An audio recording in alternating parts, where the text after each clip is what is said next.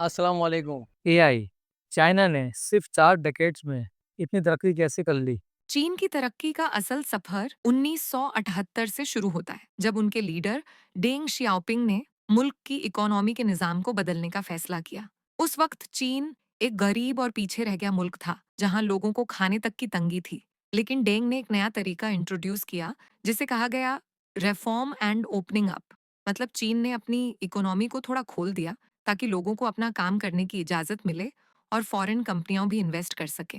पहले farming system पूरा हुकूमत के कंट्रोल में था, लेकिन फिर किसानों को अपनी जमीन मैनेज करने और अपना मुनाफा रखने का हक मिला, जिससे फूड प्रोडक्शन बढ़ गई और गांव-गांव में पैसा आया। फिर ये पैसा धीरे-धीरे शहरों की तरफ गया और इंडस्ट्रीज को बढ़ने का मौका मिला।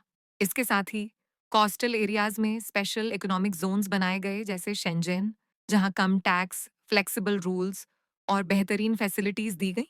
और दुनिया भर की कंपनियों ने चीन में फैक्ट्रियां लगानी शुरू कर दी। यहाँ सस्ती और मेहनती लेबर ने चीन को वर्ल्ड्स फैक्ट्री बना दिया। अब हालात ये थे कि कपड़े, खिलौने, इलेक्ट्रॉनिक्स, हर चीज चीन से एक्सपोर्ट होने लगी। लेकिन उन्होंने सिर्फ एक्सपोर्ट्स पर नहीं रुके, चीन ने इंफ्रास्ट्रक्चर पर भी बहुत इन्वेस्ट किया। हाईवे, रेलवे, पोर्ट्स और नए शहरों ने ट्रेड को और तेज कर दिया। साथ ही एजुकेशन और टेक्नोलॉजी पर फोकस ने उन्हें लो क्वालिटी प्रोडक्ट से हाईटेक इनोवेशंस तक पहुंचा दिया।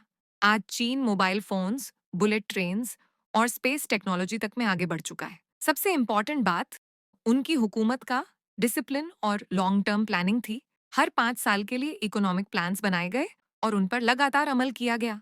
शॉर्ट टर्म पॉलिटिक्स के बजाय लॉन्ग टर्म विजन रखा गया, जिसका नतीजा ये हुआ कि सिर्फ 40 सालों में चीन ने दुनिया को ये साबित कर दिया कि अगर इरादा मजबूत हो, पॉलिसीज स्मार्ट हो और एग्जीक्यूशन सही हो, तो एक गरीब मुल्क भी सुपर पावर बन सकता है। एआई कायदे-आज़म से जब जलसे आम के दौरान सवाल किया गया कि कायदे-आज़म आप नमाज क्यों नहीं पढ़ते?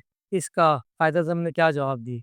ये सवाल बहुत मशहूर है और लोग अक्सर वीडियोस या मजलिसों में जिक्र करते हैं कि कायदे आजम से ऐसा पूछा गया था। लेकिन ऑथेंटिक हिस्ट्री और क्रेडिबल रिकॉर्ड्स में ऐसी कोई एग्जैक्ट इंसिडेंट या उनका जवाब डॉक्यूमेंटेड नहीं मिलता।